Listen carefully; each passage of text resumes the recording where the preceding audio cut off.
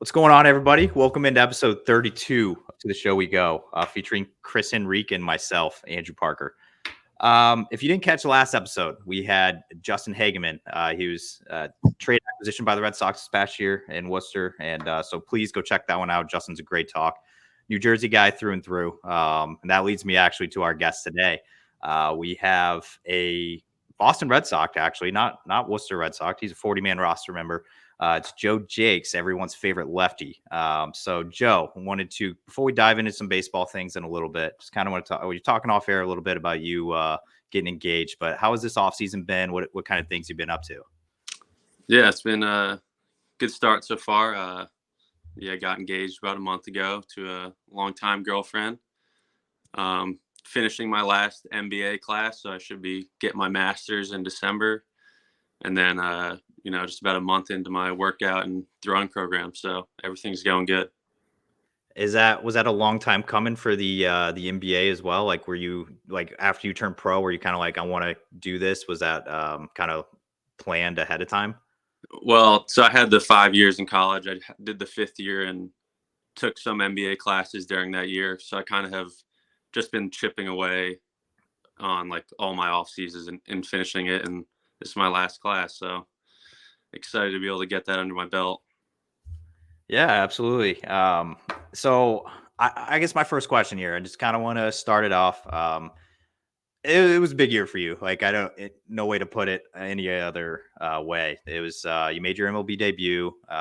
You're got added to the 40-man. Obviously, you're still on the 40-man. So now that you've kind of had a chance to kind of like take a break, because I do remember something you told me. I think one of the last days in Worcester, you were like, "Dude, I am tired." You had an exhausting year, but now that you've kind of had a chance to take a step away and kind of be like, okay, this is how the year went. Like, how would you kind of describe your 2023 season? Yeah, I mean, I'd say I accomplished what I was going for. It was obviously that first step was the debut, and I felt like coming over to the Red Sox in the Rule 5, it's like I just felt like obviously they saw something they liked, but it was also, this is a whole new organization. No one knows me. So it's like I have to prove myself all over again. And I feel like when I'm in a spot like that, it makes me perform better. But so, yeah, I mean, I thought had a great year in AAA. Had the ups and downs in the big leagues, but it was, I think overall, it was just a successful year for me. And so I know I had talked to you about some things, and you've obviously you talked to quite a bit of people, and the story on you getting called up was absolutely fantastic. Just being at Yankee Stadium and all that.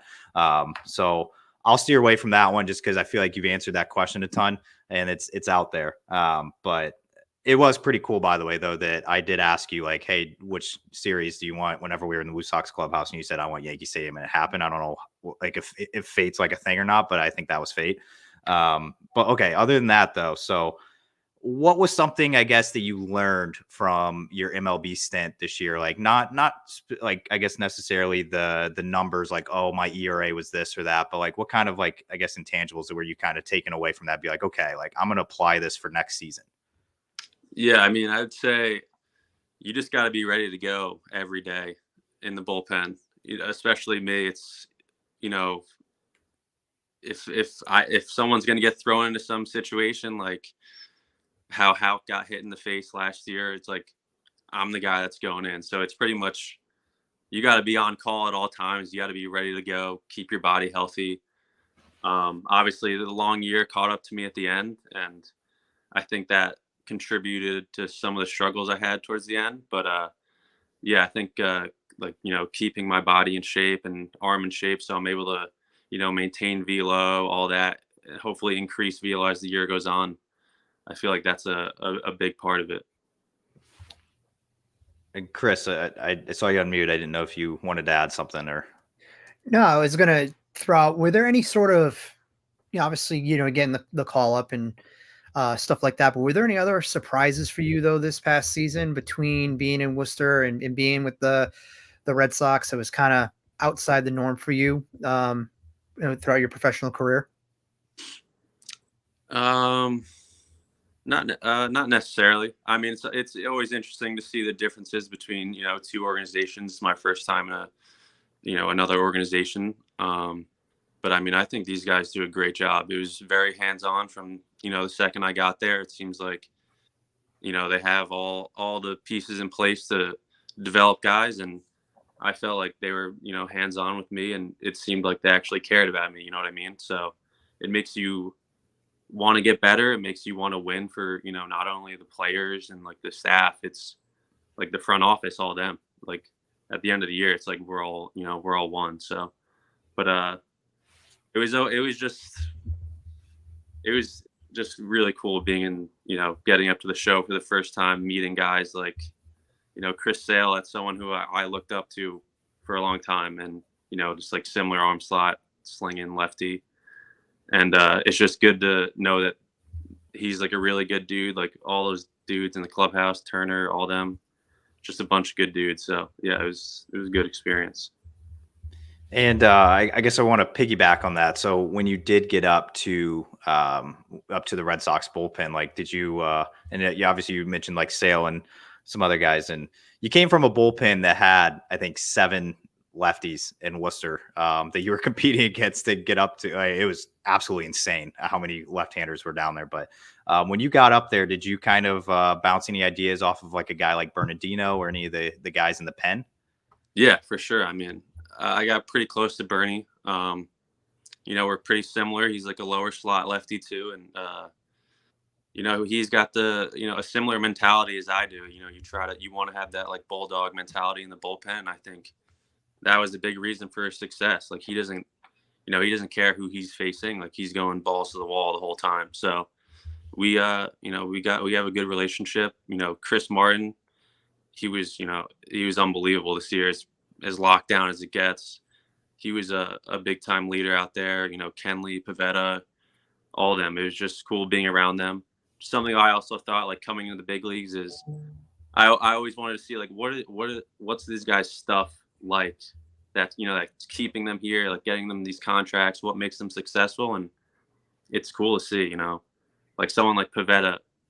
I hadn't seen him throw that much, but that dude's stuff is electric. And it's like, this is why this dude's been around for however many years. And you kind of see how these dudes operate. Marty, just as consistent, hitting all his spots. Like it's just, it was an eye-opening experience. And so I want to ask you something. I just pulled up one of the articles that I had wrote that after I talked with you in Worcester, and I wrote it on April 2nd. And you were kind of talking to me about one of your new pitches that you were kind of using. It was a sinker. And I think in here you had said that, I think you had an outing like a day or two before and you're like, hey, I was relying on the sinker in that outing, which is a new pitch. You usually rode like the 4-seam in and up, but the sinker seems like it's going to be pretty effective. Like, so now at the end of the season, I wanted to ask, like, how was that integrating the new pitch into the mix and what kind of results did you see from it? Yeah. I mean, it was, I would say the style of my pitching kind of did a 180 almost from how I used to pitch, because I was all 4 seams. I would kind of get the ride up in the zone, like Schreiber kind of gets with his 4-seam when he goes up. But then I think the sinker in 2022, last season, and so I came into spring training this year. I was like, I'm just going to go all sinkers this year. I think I kind of figured it out to be able to make the ball sink more. I could just throw it in the zone, have them hit ground balls and stuff like that. So, it was a work in progress this year, but I thought it's something I can throw in the zone that damage won't be done to it. So I feel like that's something that's important in the big leagues, because, what they value a lot is throwing strikes and being in the zone. So I feel confident just throwing that in the zone whenever. And I will say, was it your college roommate was Tom? Yeah. I'm not really too like familiar with this stuff, but I remember I was watching a video, I guess not too long ago, of him throwing a pitch, and I'm looking at his like his delivery and everything. I'm like, that's literally Joe Jacques. Like, you guys look so similar whenever you guys are on the mound and everything. Like, did you guys like do that on purpose? No, he was more over the top in college, and then I think it was the 2022 season, the Padres kind of dropped him down just a tad bit because he had a banger curveball from up top. and then they kind of just turned it into a banger sweeper from the side. And it really is now. It's like his sweeper is one of the better ones in the big leagues, it seems like. So Yeah, I didn't know if you guys did that on purpose or not, because I was like, I knew you guys were roommates. Like, I know you guys are close. Obviously, you guys both have Matt as your agent, yep. one of the best in the business, by the way. But I saw that video of him pitching. I'm like, dude, this is nuts. Like, you guys literally, it almost looks like a mirror, like on the mound. So, all right. So I have something here that I kind of want to hear your insight on. And I talked to you a little bit about it, I think, when you got back down to Worcester, but you had a wild traveling tale earlier in the season of getting called up or flying. I don't know. I just want you to kind of like go through like what now that you're like, you can decompress and you're like, wow, that kind of sucked, or it was just a little wild, but like, can you kind of go through your cross country flights that you had to do?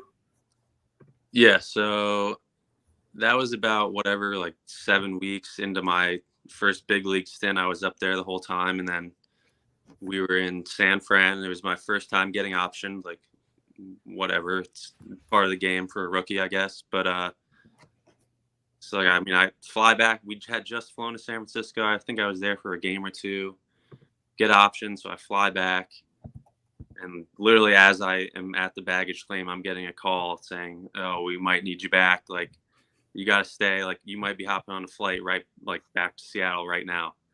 So I was like, okay. And then turns into, okay, we'll get you a hotel by Fenway, like you kind of like on standby.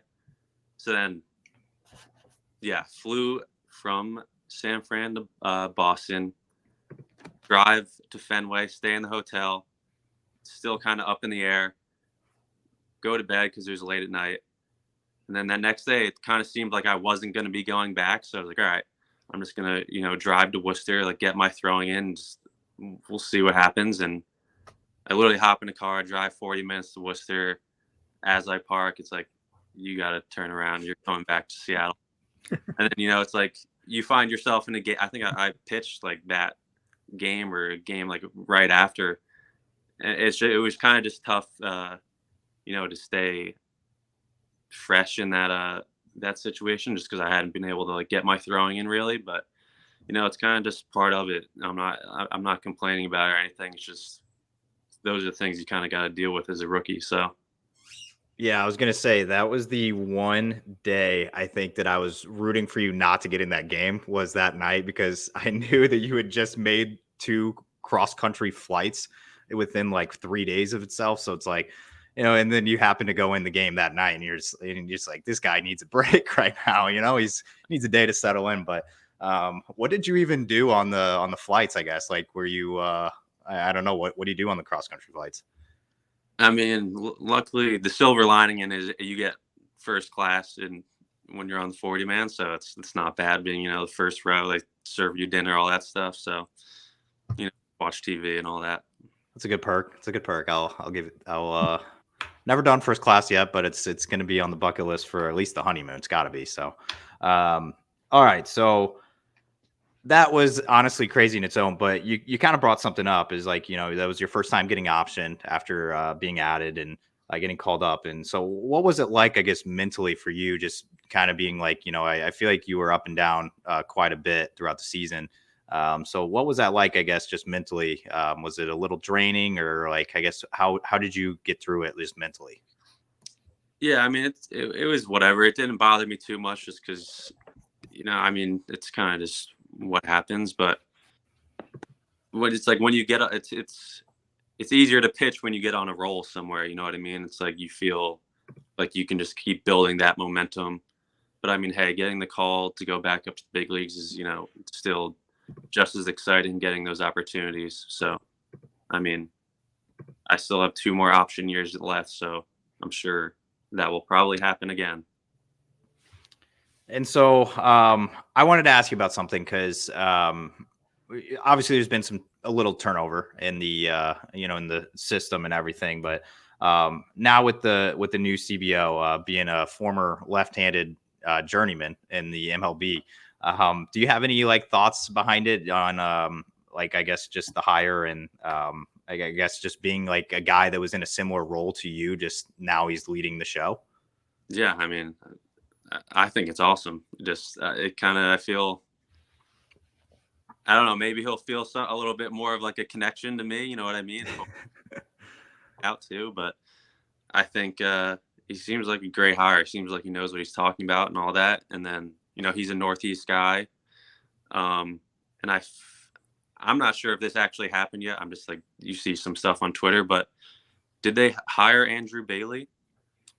Not, I think it's at the finish line. yeah, it's not official, but I mean, when Ken Rosenthal's throwing that, out there as it being close, Cotillo, Alex Spear kind of jumping in and writing articles on it. It's pretty much almost a done deal. Yeah, and so I mean, he's also another Northeast guy. I think he played at Wagner, and that's I played them in college. So, and I work out with Anthony DeSclafani, the Giants starter, in every day in the off season, and Bailey was their pitching coach, and he spoke very highly of him. So, I feel like him, saying that, and also him being a Northeast guy, and Breslow coming in, I feel like it's it's exciting. You talked about a little while ago, how the Red Sox value guys who can throw strikes, and you kind of command with that respect, and that's something that he's kind of talked about quite a bit, even over the last, I don't know, now it's a month that he's been with the team, and if you kind of peek at some of the guys that he had kind of his thumbprint on with the Cubs, like Justin Steele may not throw exactly super hard, but a guy that goes out there, throws strikes, hits the strike zone, commands the strike zone. Is that something to where now that he's kind of taken over, Red Sox have already internally started to reach out to guys and say like, hey, this obviously you want to throw strikes. That's a pitching philosophy, number one, but this is what, we want you guys to really focus on, work on. Has there been anything sort of communication yet from the team? No, not much too really. I feel like they're kind of just ironing out, getting their stuff in order, I guess. But I feel like guys are pretty early in their throwing programs and whatnot. So I feel like as we kind of get deeper into the off season, those calls will probably come. Does it feel good to you at all that with now being like the big craze lately has been the Rule 5? Does it feel good that you're not going to be going through that process this year? Yeah, it was interesting looking at it from a different lens, where I was last year. But yeah, I mean, that was still an exciting time for me, and it's going to be an exciting time for some of these guys that got protected or whatever. And even if you didn't, you get picked in the Major League Rule 5, you're guaranteed in the big leagues for whatever it is, a year or 90 days straight from opening day, something like that.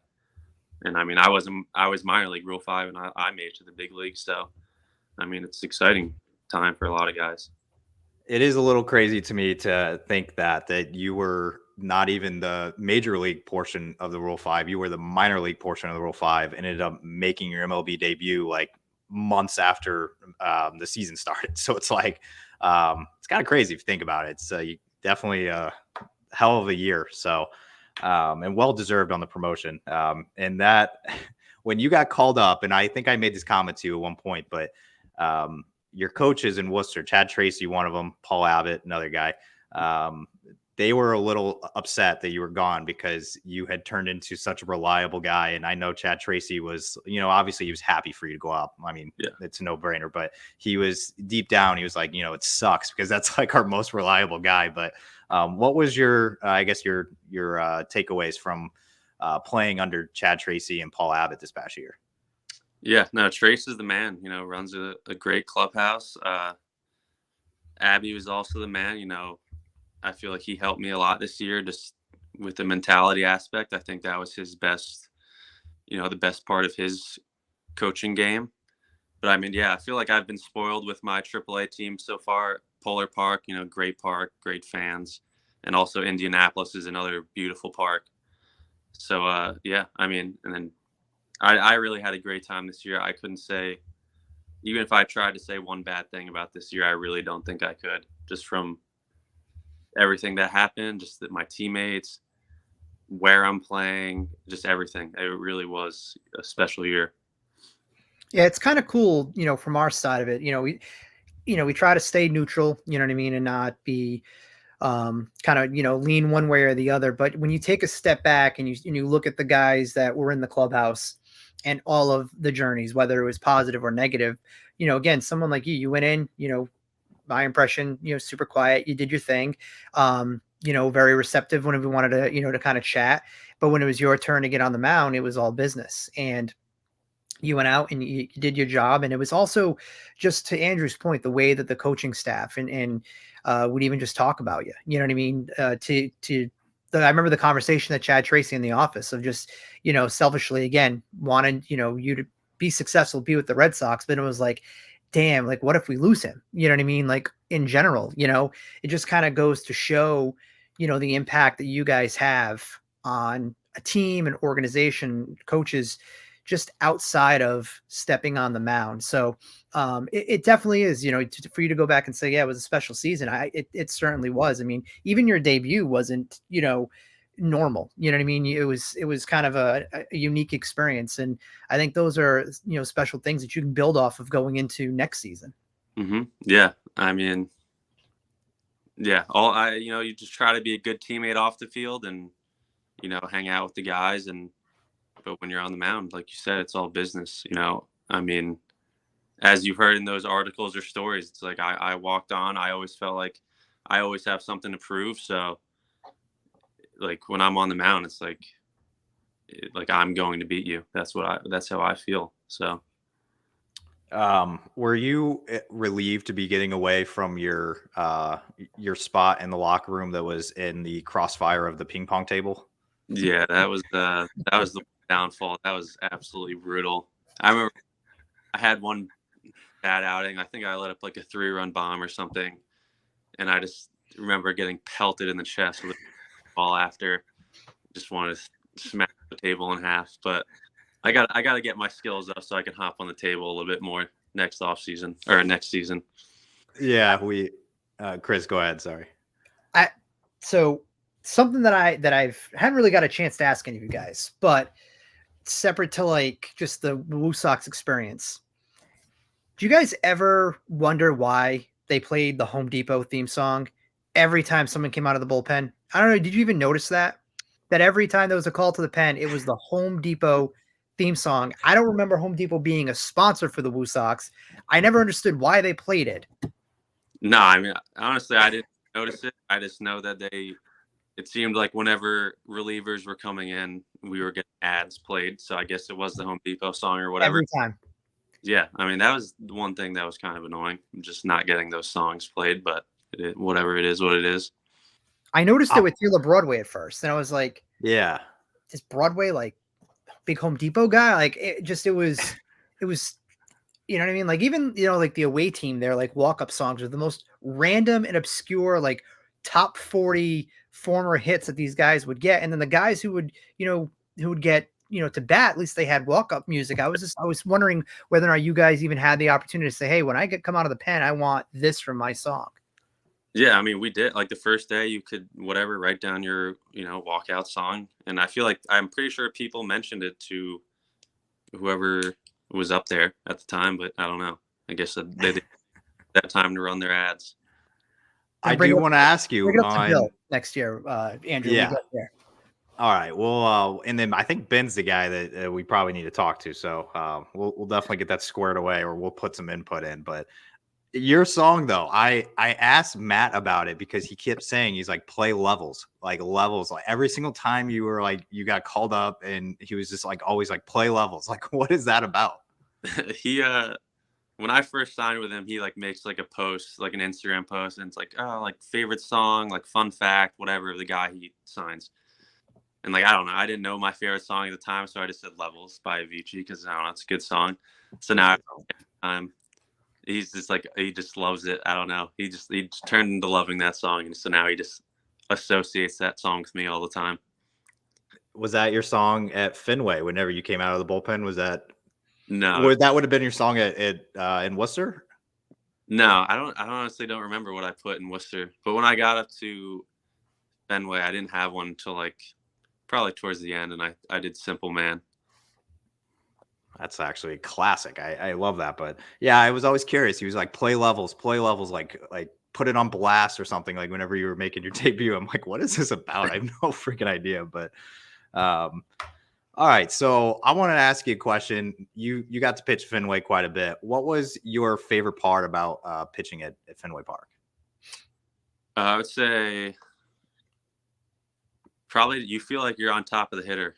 I feel like just that's probably one of my most favorite mound that I pitched on so far. Just, you feel your stuff just feels more electric on that mound. You feel like you're on top of them. And then just Fenway in general, I still get chills every time I'm out there for the national anthem. It's just like you're standing there looking at the monster, just like looking at just thinking I'm in Fenway Park about to play a big league game.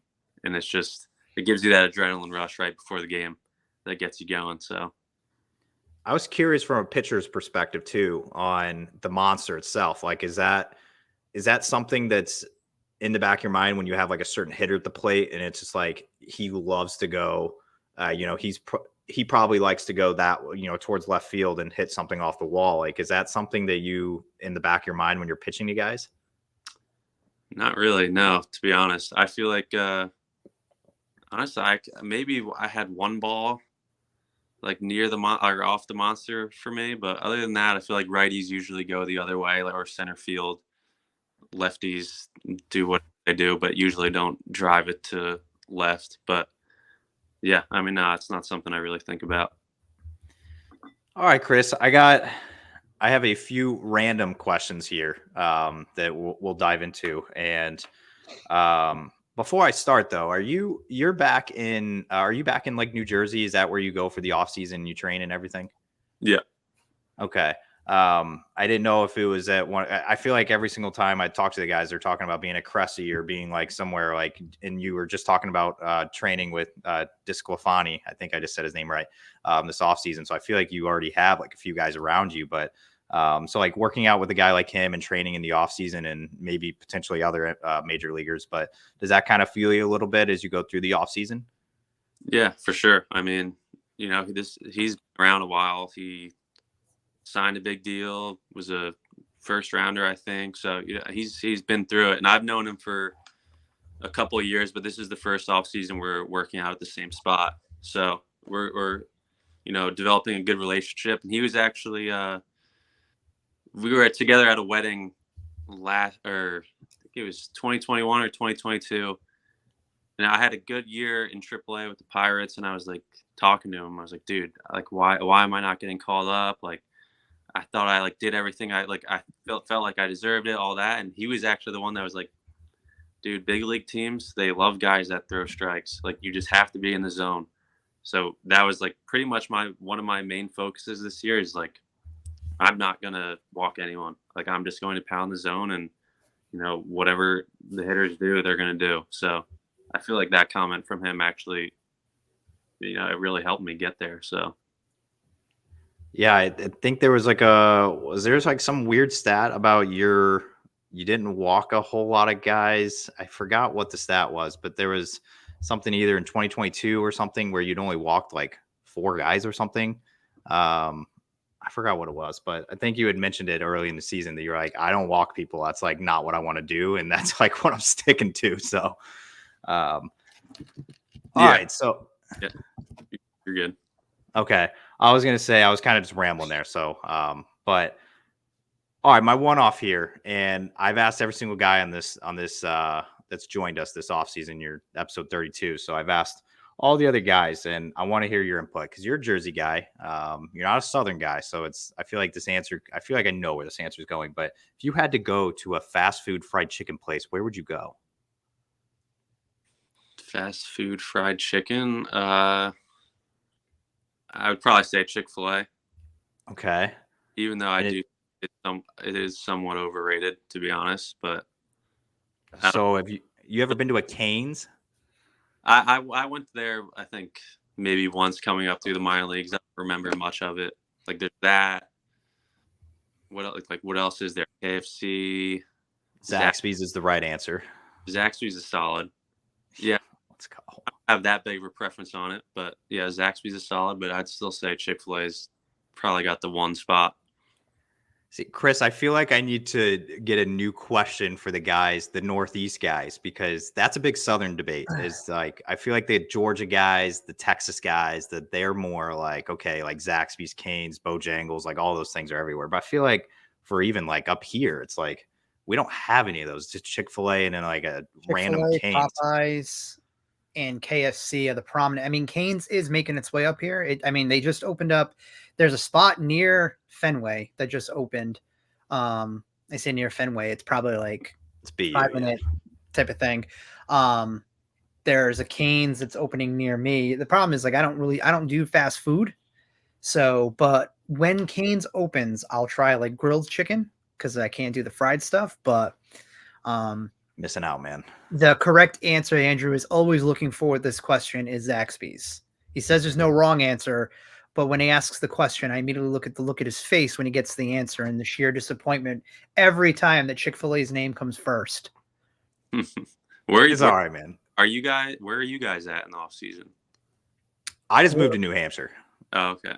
Yeah, I'm in southeastern Mass. I'm actually closer to Providence than I am to Boston. It takes me like an hour to get to Boston. It takes me 20 minutes to get to Providence. It's pretty quick. Yeah, we moved up here to the land of nowhere because the fiance got a job up here in New Hampshire, a nursing job and everything. So it's like, you know what? Like it's a little, I don't know, it's a little more chill, a little more laid back. Mm-hmm. It's kind of nice. Reminds me of Missouri a little bit, so I dig it. You went to college in Manhattan, and I feel like people don't really truly understand, I guess, that college life for you had to be so different compared to everybody else. Like I went to college in in the middle of the United States in like the middle of nowhere. So it's like, I don't know. It's just, how was it in Manhattan? Like what was the college experience like? And I guess like just playing baseball there as well. Yeah. I mean, I loved my time there, but it's definitely different. I would say it's like a borderline JUCO, our facility. Like we didn't have a field. Or our freshman year, we played at Van Cortlandt Park, which is just like a Bronx public field. Like you go there to practice, and there's homeless people on it. Like, crazy shit going on there. But then we moved to Hudson Valley Renegades, which is like you think the Yankees minor league team now. And so we'd be driving up there hour 15 because, there's not much real estate for a baseball field in the city, even though we were in the Bronx. But, I mean, it builds character going to school there and playing ball there.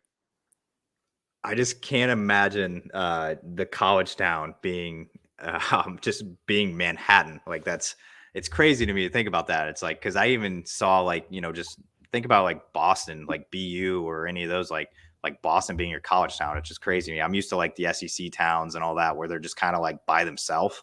Mm-hmm. And the town is kind of just around the college. Like that's just how it is. But with you, it's like you're going to school in the big city, man. It's I feel like it would just be a whole different college experience, just going to like even like going out to like bars and like I guess kids at the school like actually going out. I feel like it's very, very different. I mean, it's not a college town. It's just like you're just in the Bronx, really. It's like you go out to bars, sometimes take the subway into the city, even though like you can't afford it at that time because drinks are $25 a pop.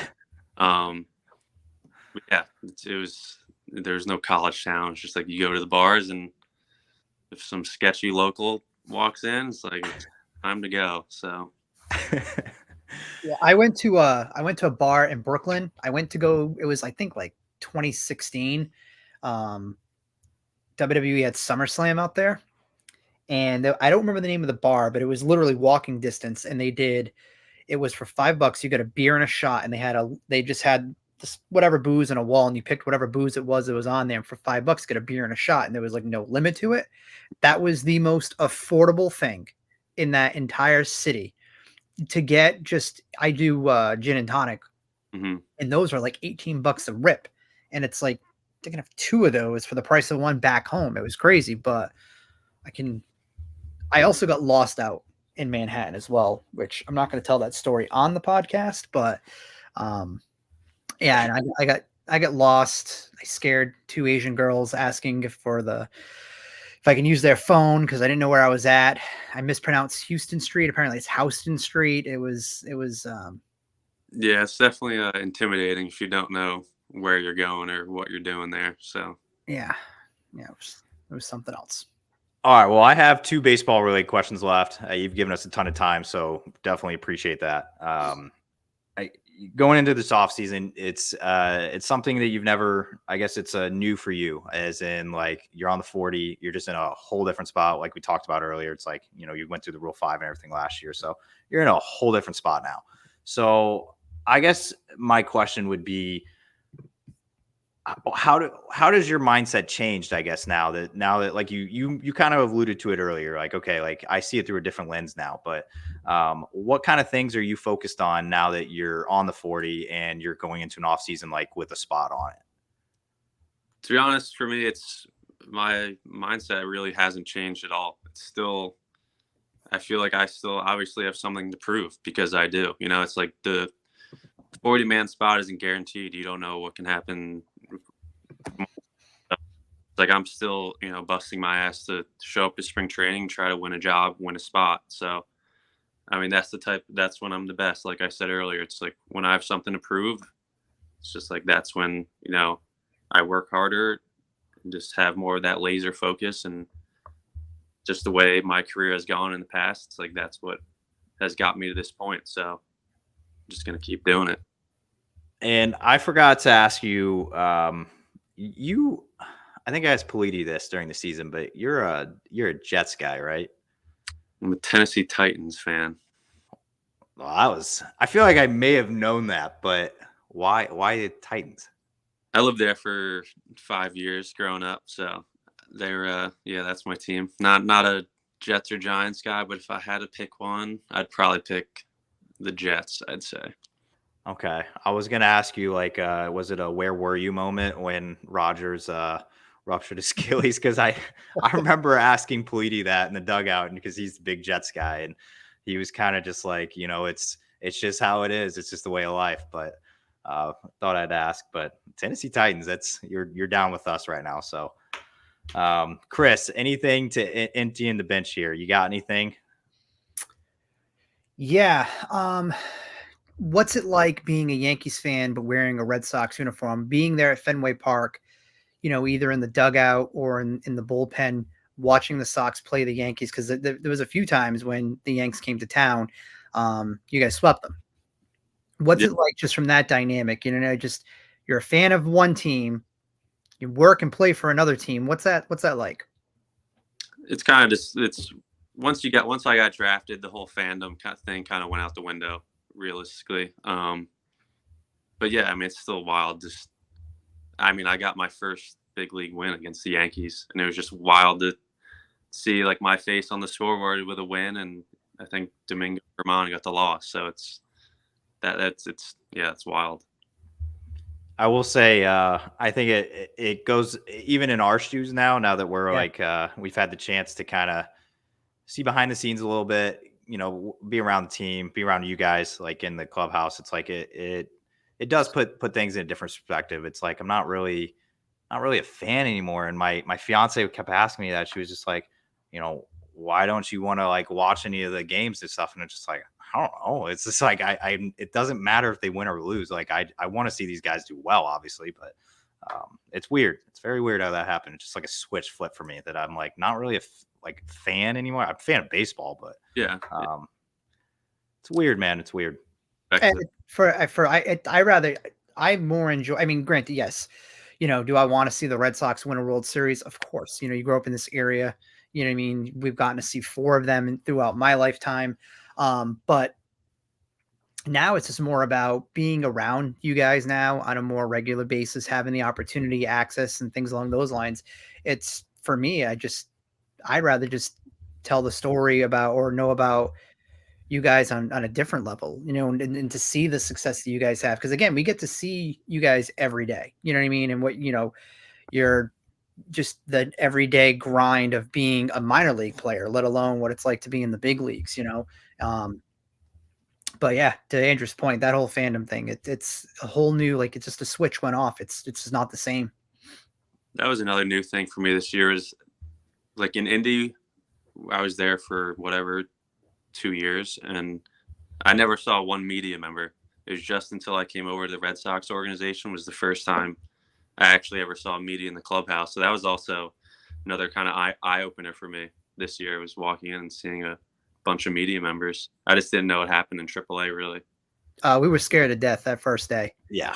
That first day, all you guys are lined up alongside your lockers, and I'm like, I went into the middle of the locker, and I'm just looking around. I'm just like, I don't know how to go about doing this.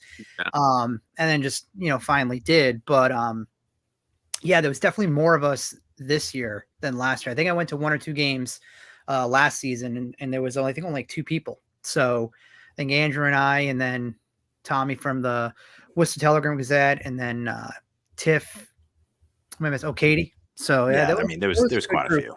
Yeah, that was a good group. So did that get you prepped at all for Fenway? Obviously, I think Chris even said he saw you at Fenway at one point. But did that get you prepped a little bit? Just seeing like there was some media for your first experience, and then obviously once you go to Fenway, you can't hide. So yeah, I mean, I think for sure it helped. Just because I mean, especially when you first get called up, they interview you on camera and all that type of stuff. So I definitely, I think it helped for sure. All right. Well, I'm hoping that we weren't too. I guess I don't know. I wanted to try to ride that line of like not always like being up in the business and everything, but hopefully it was a good line. But Joe, thank you. Gave us 40 minutes of your time here. We appreciate you hopping on, and we're definitely going to be seeing you in Fort Myers in February, and then winter weekend too. Oh, winter weekend as well. That is that is true. Nice. Out in Spring Vegas, Massachusetts. Have you ever been to Springfield before? Have not. Yeah, you're interesting little town. Really? Yeah. It's just a casino, man. It's all it is. But winter weekend did just get announced. I saw that for January, so maybe we'll be seeing you there. But Joe, thank you so much for your time. Yeah, of course, guys. Appreciate it.